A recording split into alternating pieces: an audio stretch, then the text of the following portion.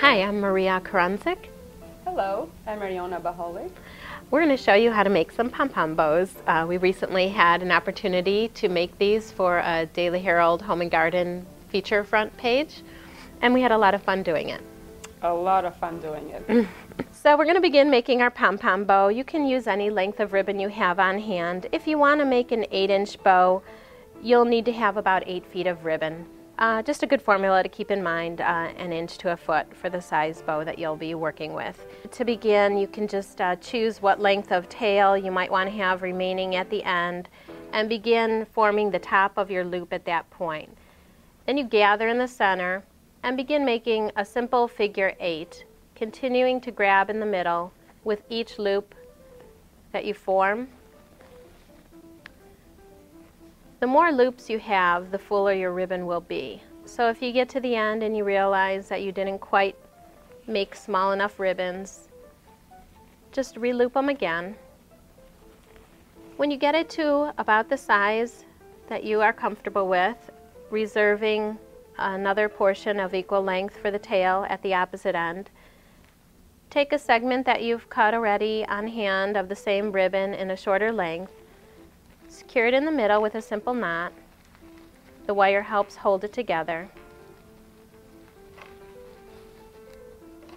And then that leaves your hands free to begin twisting and turning the loops. As it is right now, it's not very pretty, obviously, but you start taking them, twisting them, bringing them towards the center, opening them up as you twist them, and this makes a very full bow.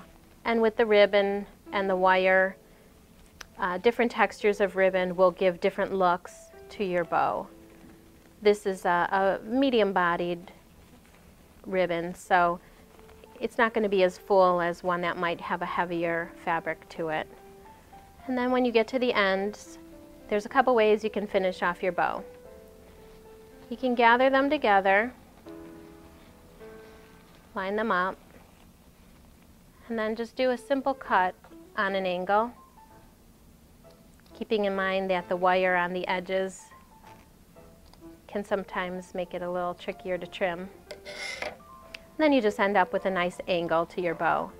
Another option is to line them up, fold it in the middle, and starting at the center of the bow, working your way out,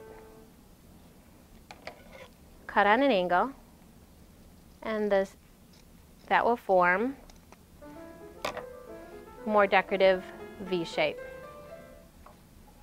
Then what you could do is actually use the ribbon, with the wire and the ribbon to your advantage to give some interest to the tail, and just like you would for a pie crust, just kind of crimp it and give it some interest on the tail of the ribbon. And depending on how long the tail is, you could do more with it. And then you have a holiday bow. So another variation of this same style pom-pom bow is to just very simply gather your ribbon up into a circle and then secure it in the center the same way we did previously with an extra segment of bow that you've trimmed.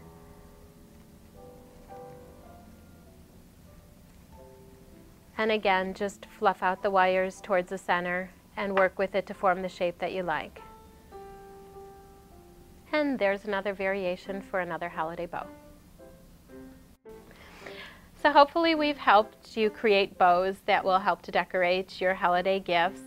You could also use them for centerpieces, wreaths, or whatever decorations you want for the holidays, big or small.